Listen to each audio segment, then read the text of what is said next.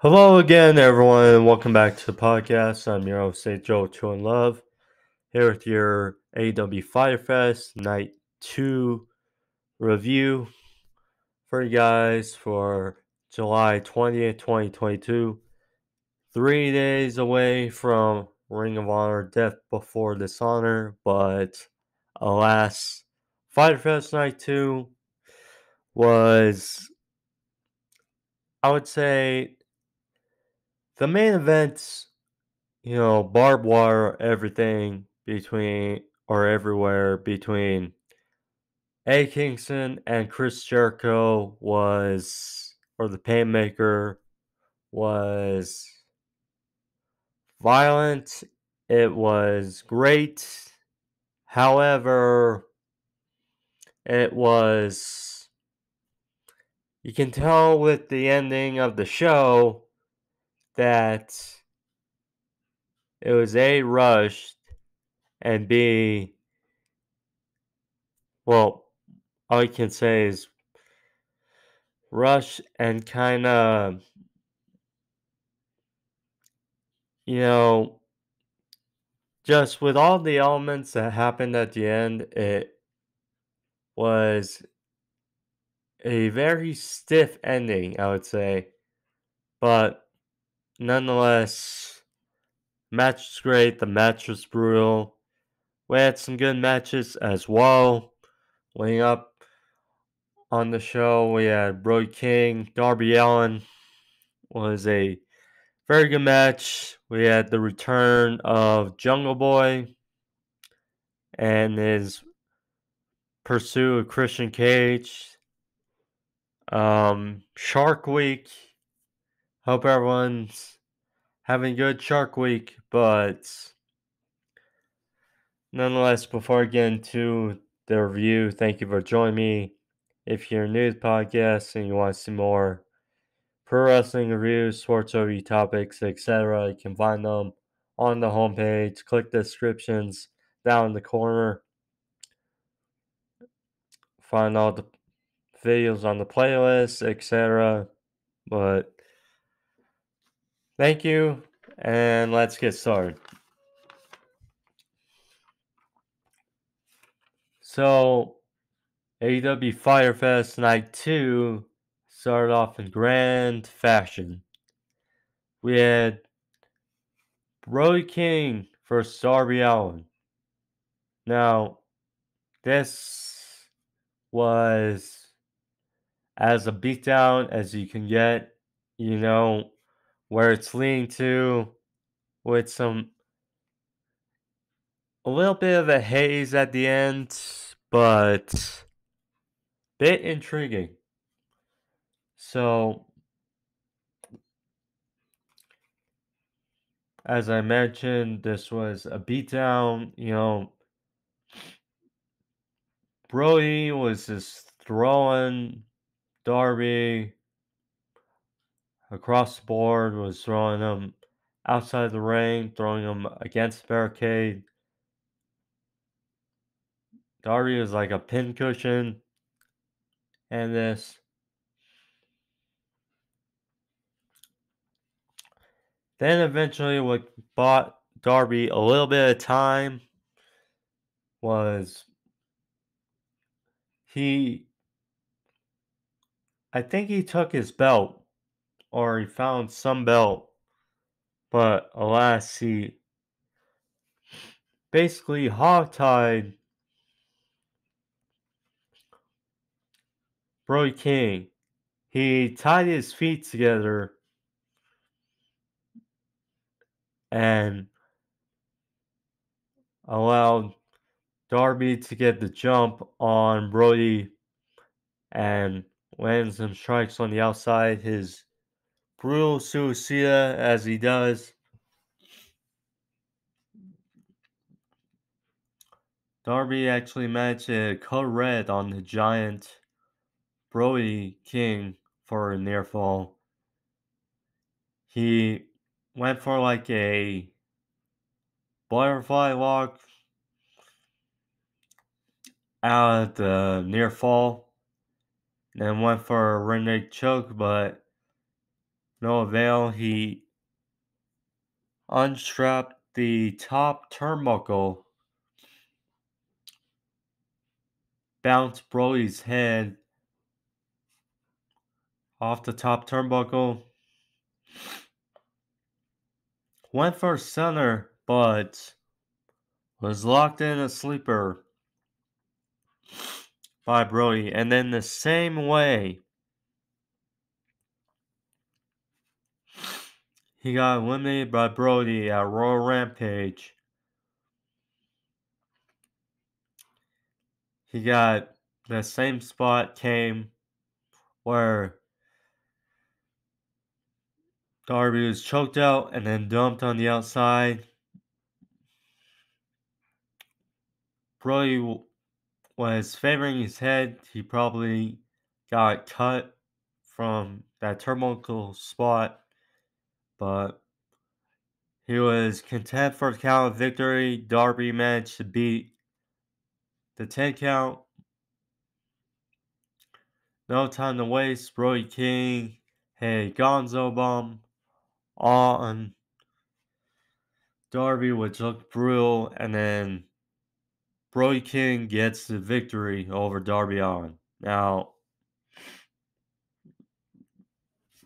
Darby, you know, he has not gotten a lot of momentum as of late, but go figure he wasn't being Brody King. You know, fortunate part, afterwards, Sting came out to try to help Darby, but the lights came out and we see Malachi Black, excuse me again.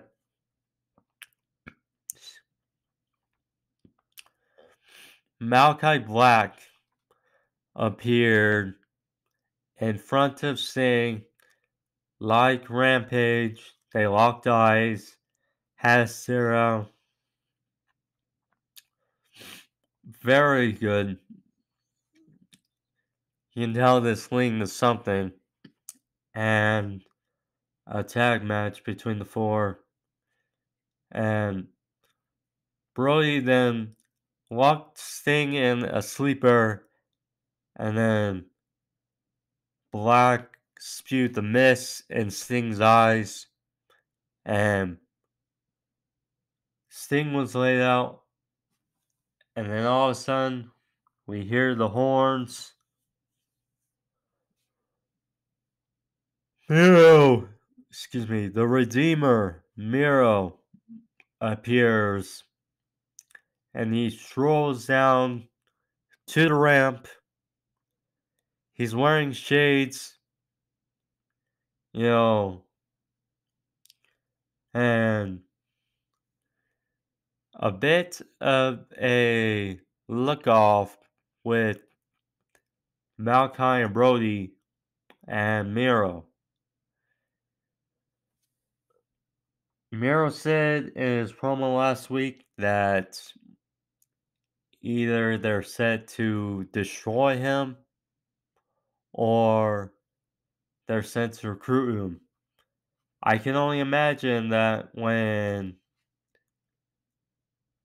Buddy Matthews, I'm not sure his status, but I imagine when Buddy Matthews comes back, you're going to get a big trios match between all six, and that should be interesting.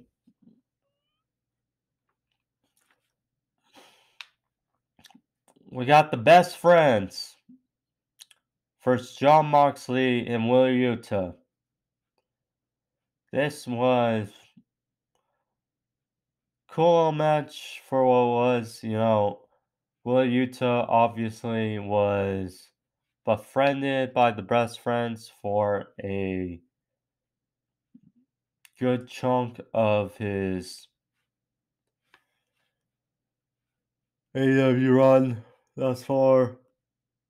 And then he opted to go into the Blackpool Combat Club. So this was a bit of a grudge match of sorts, but it's good. So Yuta for a while was getting beat down. Daniel Garcia, who's faces Yuta on Saturday in that fun match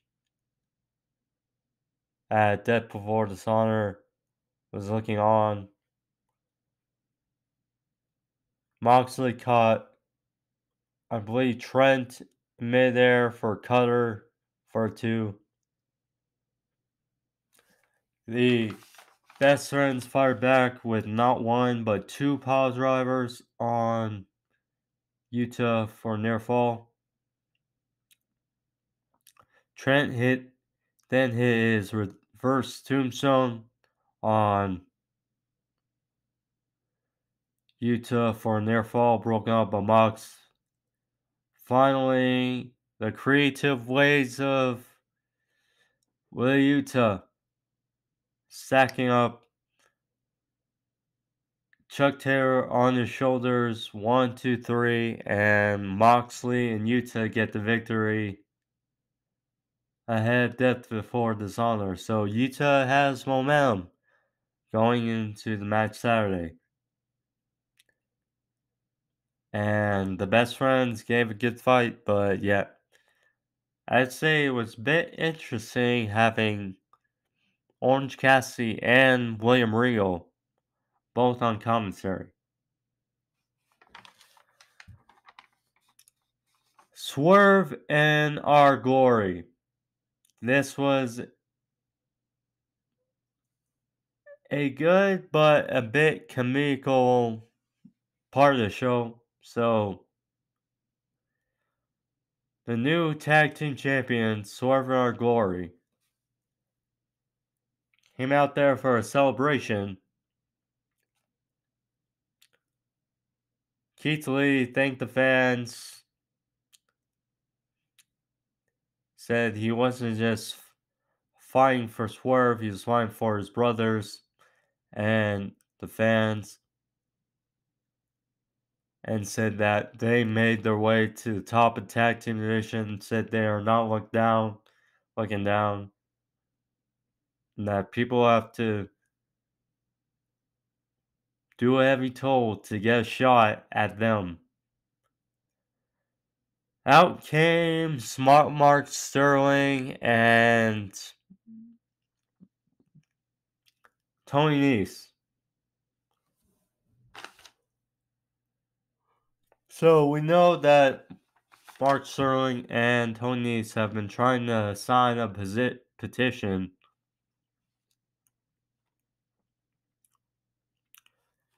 to get rid of Swerve Strickland on the roster. So Kevin Gates,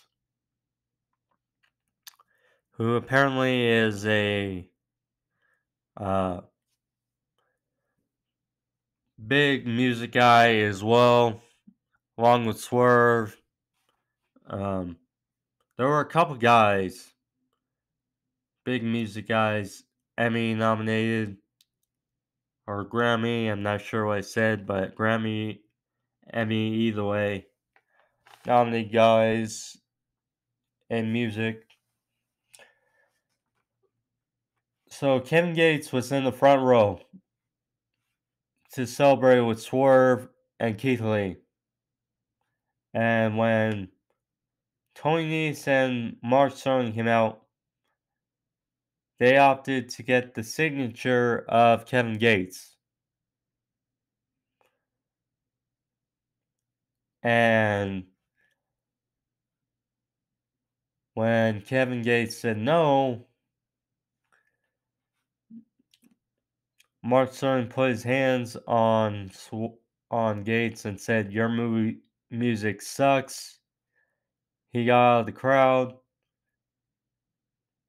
He and Tony Nese got face to face, and Gates took Nese by his chain and gave him a right hook, decked Nese, and There was a cake set for Swerve and Lee.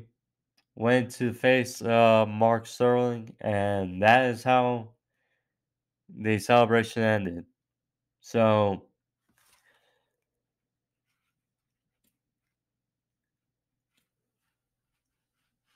a bit comical, but considering the Shark Week mascot was right before, I mean, they had to do something, I guess, feel good moment for Shark Week. So, there's that. Butcher and the Blade. They brawled with Silvers and Reynolds backstage, and looks like Reynolds can be really hurt. He took a big bump on a grate in the back, and yikes. So Hangman came for a save after it was over. Looks like we're getting Hangman and John Silver's first Butcher and Blade on Rampage.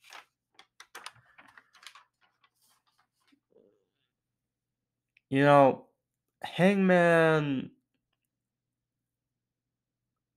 it's a bit weird. It's been very weird because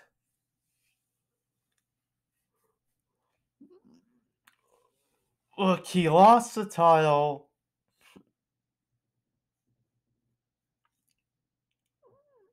to CM Punk at Double or Nothing, and then Punk gets injured,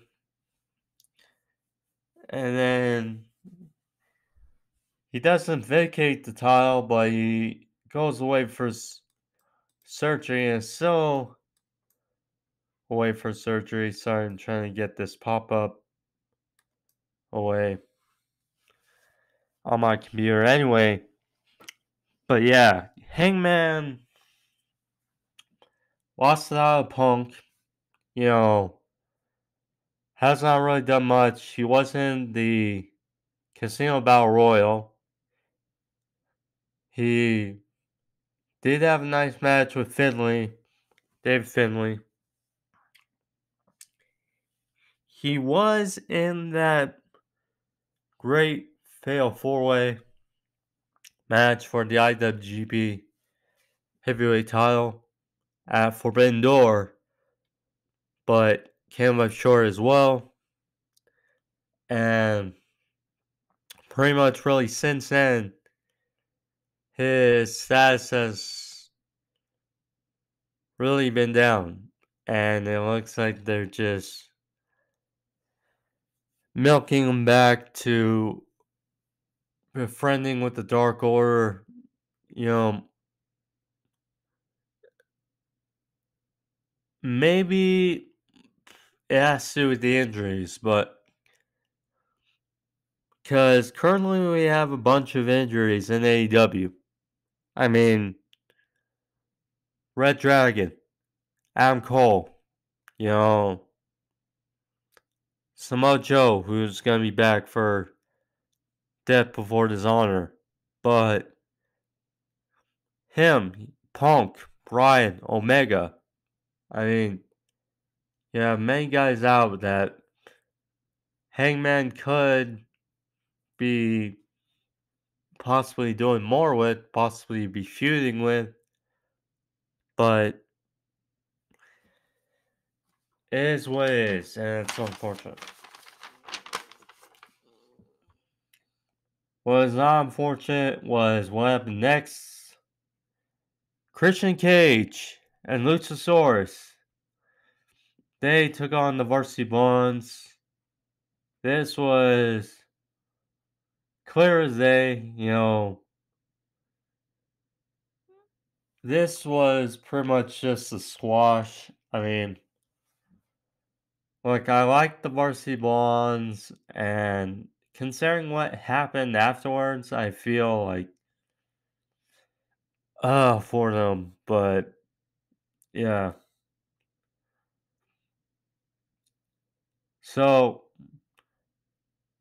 Luchasaurus pretty much landed the headbutt, stacked both guys on top of each other, choke slams to each. Christian Cage came in to pick up the scraps. 1, 2, 3. Christian Cage, Luchasaurus. One here. And Christian Cage and Luchasaurus, they did the pose that for many months, many times, Luchasaurus and Jungle Boy would do. After match, all of a sudden we hear Jungle Boy's music play.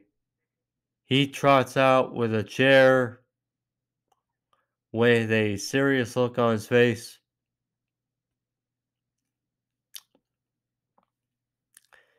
Christian Cage sent out Luchasaurus to stop Jungle Boy. And after a few moments,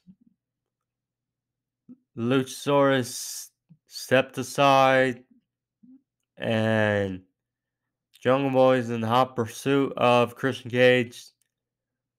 There was a chase set on for a few minutes, but yeah, Jungle Boy is back. I figure his shoulder must be feeling pretty much better. You know, I'm curious what they're gonna do or what their plan is because for the last few weeks, Luchasaurus has been portrayed as this monster and on the side of Christian Cage. And after last night, I'm not sure what the plan is with Luchasaurus, but when it comes to this feud, it's in a bit of a pickle because you've been aiming to build both Christian Cage and Luchasaurus up the last couple weeks, but the money match is Jungle Boy versus Christian Cage. So I'm curious what's next is the main goal. But we'll see. Austin Gunn, the Gun Club were backstage, and Austin Gunn challenged Max Caster to a rap battle on Rampage. Winner will pick the time, place, and stipulation for the Acclaimed versus the Gun Club's match. So there you go.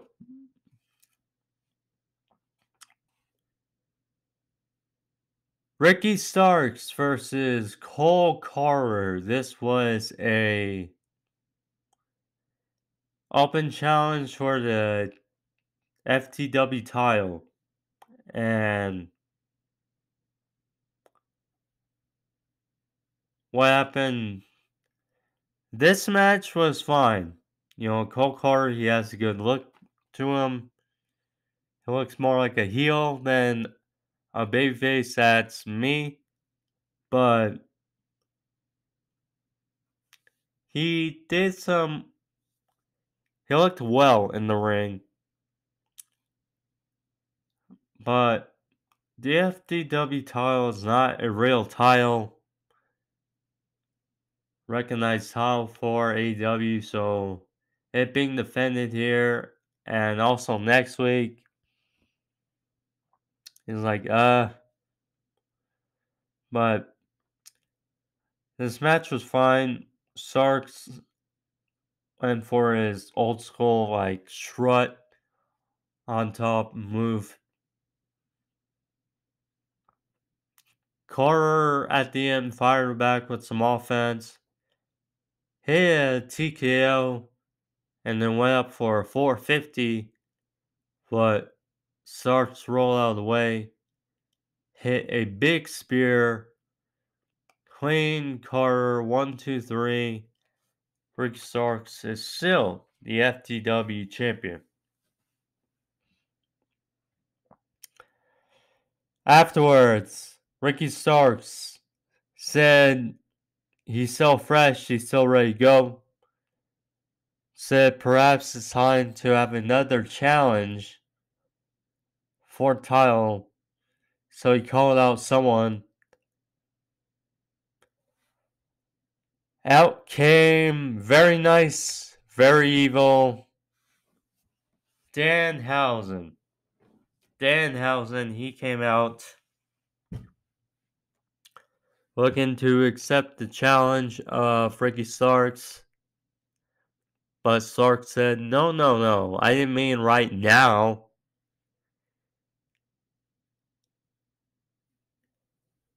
He said that next week at Fight for the Fallen, it will be Ricky Starks with Danhausen.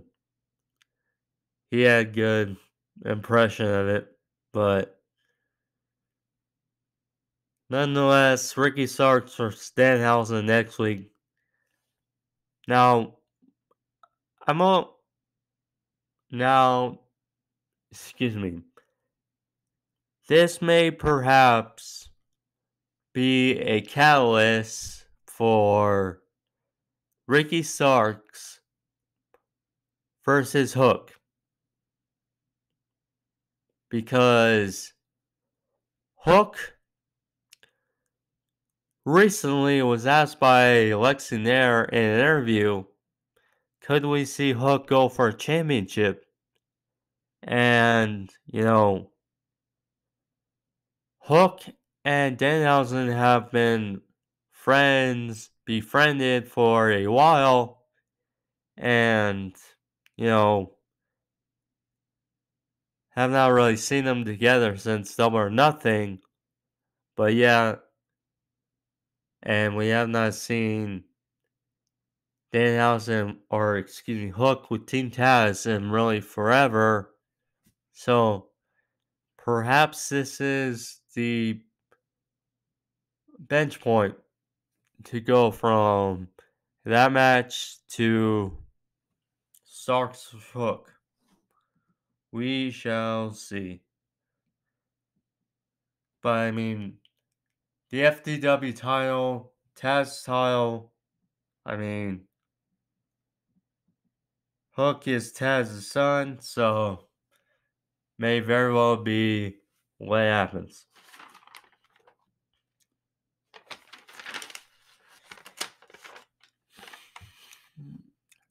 FTR, they had a very good... Sorry, I'm still not sure about that. Sorry, Siri. That scared me a bit. Anyway, back to review. So, FTR had a very good in-ring segment addressing Death Before Dishonor and the Briscoes. So, Cash talked about their match at Supercard of Honor against the Briscoes being their top point of 2022. Said it's been a very good year for FTR. And said, yeah, that was their highlight of this year. Until Saturday, 2 out of 3 falls. FTR versus the Briscoes. I had a glimmer of hope that we'd see the Briscoes on AEW, but that's not the case for now.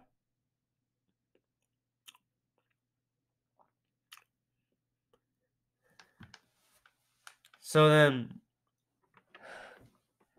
Dax told very a touching story. He talked about a 5-year girl who was having trouble. She went to the doctor's office.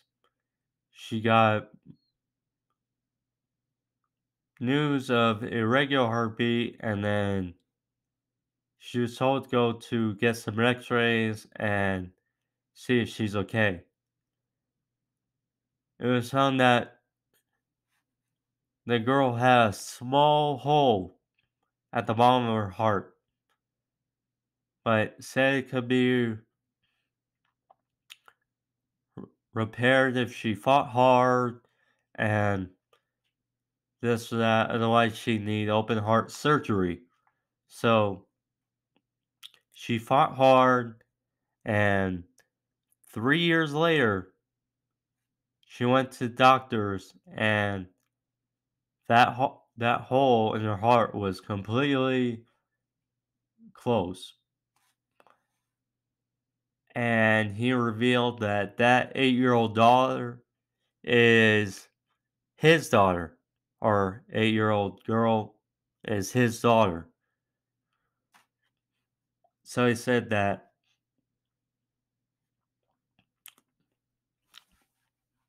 excuse me, if she could fight that hard, and imagine what we're gonna do on Saturday to keep the legacy up that his daughter can be proud of. And I felt bad, but I I understood it. That line was, yeah. He said Dax then said finally he's gonna fight like an 8-year-old girl. Which, I mean, hence he's gonna fight as like his daughter was doing to heal up that hole. And yeah, I feel bad because, I bet some were probably chuckled a bit at that, but, you know, that was a great line, so it's just the way it came out. But either way, it was great and touching segments of FTR, and it should only be a banger of a match on Saturday for the Briscoes. Which I should, providing there's no trouble, should have a review up on Monday for Death Before Dishonor. We'll see. But yeah, I should have a review up on Monday. Athena and Willow Nightengale for Jade Cargill and Kiera Hogan. So, this was originally supposed to be a women's trios match, but Layla Gray apparently was not medically cleared to compete, I'm guessing. So instead it was tag team match, no Chris Statlander. Chris was banned from ringside. Well, unfortunate, but still. For Athena and Willow Nightingale, they did well in this match, but with the way they're building up and building up and building up, Jade's win streak, you knew this was going to be head. So, Willow and Athena had big dives on the outside, but Jade and Kiera got the advantage back, and Jade hit Jaded on Willow for the win, and Jade gets another win for her record. So there's that.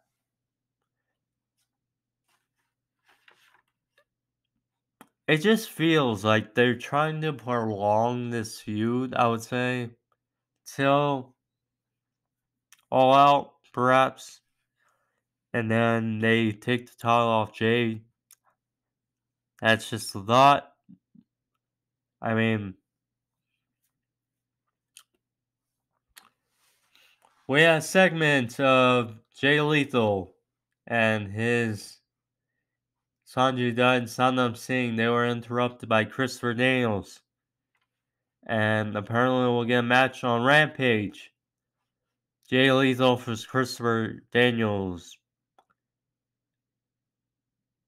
Ahead of Jay Lethal for Samoa Joe, so we'll see. We had, I mean, I don't want to touch up on it, but I might as well. Thunder Rosa and Tony Storm are backstage. Thunder Storm interrupted by Britt Baker and Jimmy Hayter. You know,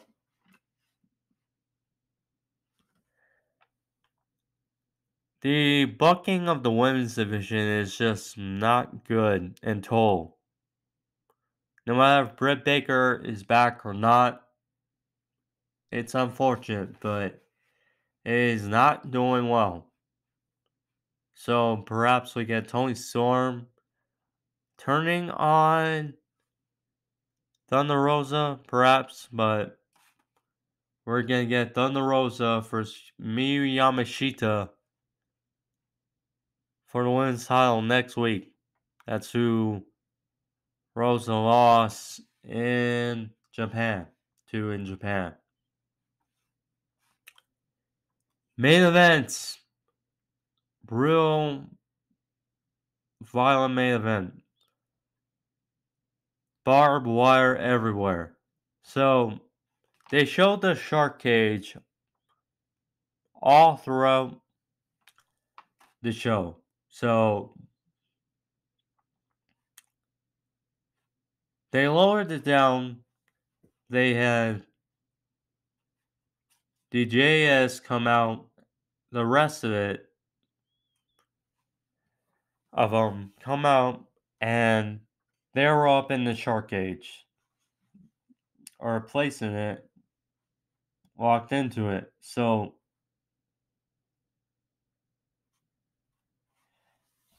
then they were escalated upward above the ring. More like near the crowd area, but yeah. And Ruby Soho was in charge of the mechanism. Now, it was odd because of the ending. So, Sammy Guevara obviously was thrown off the top of the Blood Guts cage a couple weeks ago. So, it's understandable that, for me, that he wasn't there. But Ty Conti, she wasn't there. I thought she was supposed to be a member. I mean, okay, her attending the semi, maybe perhaps, but nonetheless, the match was, like I said, very good, very brutal, but the ending just fell apart. So, no shortage of barbed wire everywhere. Even Justin Roberts' microphone was covered barbed wire. So, Jericho came out in the Paymaker, a very good looking entrance. So, Eddie Kingston came out Terry Funk inspired, wrapped up his arms, taped up his arms because it's barbed wire everywhere. So there was tables wrapped in barbed wire. There was like a barbed wire bed. There was big portion of the ropes covered in barbed wire. There were 2 barbed wire boards in the ring. I mean, good portion of barbed wire everywhere. So, Kingston took Justin Roberts' microphone and started blasting Jericho in the head with this barbed wire wrapped microphone. And he asked, "Is this on?" So, yeah, Kingston, great. Jericho already busted up. Now, the time they got wasn't nearly enough. Perhaps another 10 minutes or so, or even 5 minutes would have made this better. So,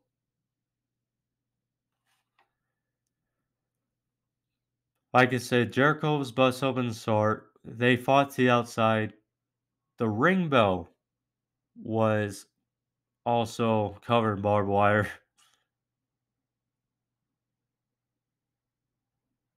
There was like a barbed wire web in one of the ropes. Jericho was hip tossed or thrown into his barbed wire like web off the ropes. Looked brutal. There was a barbed wire chair taken up from underneath the ring. Then there was one of the boards set up in the middle of the ring. Jericho, it obviously didn't look as good as when Jericho hit the top rope hurricanrana.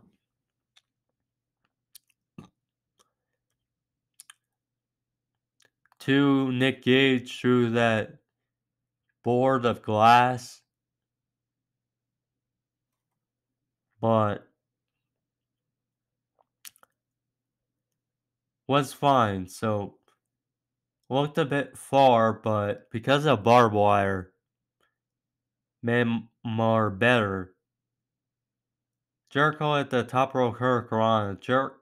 Kingston kind of rolled into it, and then Kingston's legs and stuff were locked into the barbed wire. So even though he didn't land on the barbed wire, because of how he landed, made it a bit better. So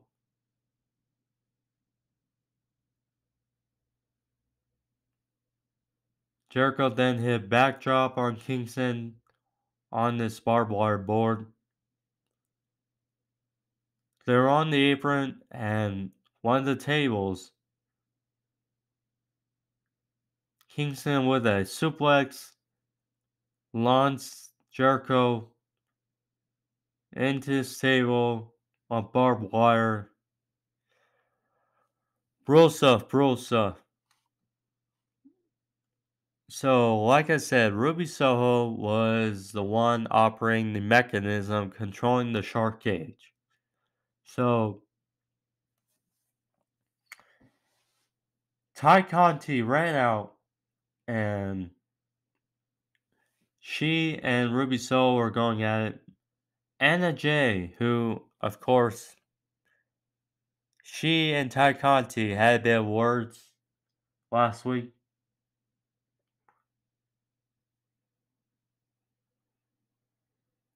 Anna Jay got Ty Conti off of Ruby Soho, and Anna Jay decked Soho, and then Ty Conti got the key. Anna Jay, with the mechanism, lowered their shark cage, and Ty Conti was having trouble with the lock to the shark cage, and Angelo Parker and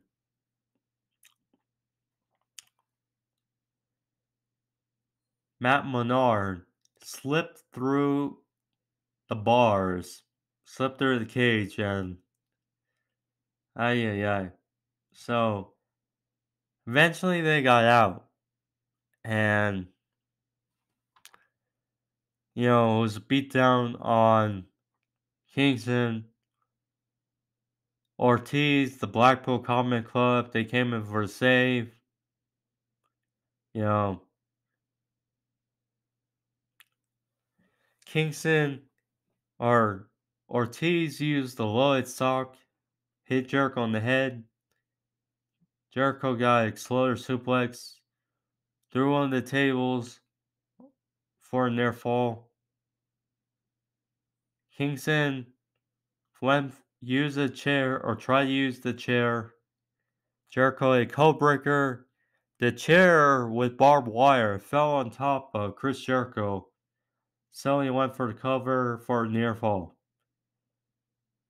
I thought this was the finish of the match. Kingston hit his back fist only for a 2.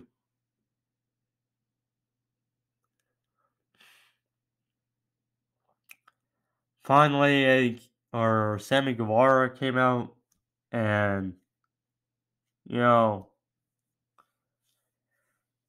this is when things got wrapped up in very weird fashion towards the end. So Jericho wrapped his arm in barbed wire, hit the Judas effect on Kingston, 1, 2, 3, and there was that. And then, like a minute afterwards, or maybe even less than a minute,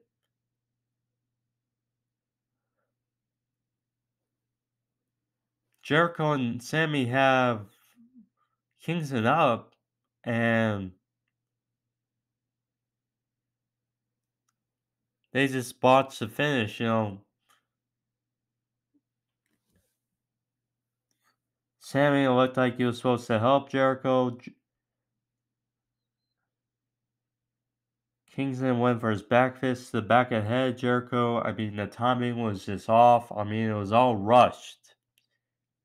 And that was unfortunate. So then the barbed wire bed, like I mentioned, on the outside. So Kingston took care of Sammy. And then Kingston and Jericho got on the apron. And then Kingston threw Jericho off the apron into this barbed wire spider web bed. Jericho was entangled that spot, and then like 10 seconds later, they cut off the air. So, like I said, brutal, violent, fun main event. The ending was, I mean, they gotta do better.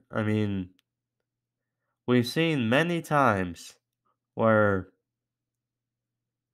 the ending is rushed. We've seen it many times. And, I love AEW. I enjoy watching it over WWE. Clear tell, but one thing they got to fix is the endings to AEW. They can't cramp everything too much into a show so that there's not an organic feel. But nonetheless, besides the ending, it was a fun edition of, or it was a fun Fighter Fest night 2 for AEW. Besides the ending, on Friday, see you guys back on Saturday for Rampage, and then hopefully on Monday for Ring of Honor Death Before Dishonor. Hopefully I get home in time on Saturday, and then yeah, I can watch it and review it. So we'll see. But nonetheless, thank you all for joining me. I'm Angel Turn Love. If you like this video, click that subscribe, leave a thumbs up. Alright, thank you all. See you on Saturday. Adios. Peace.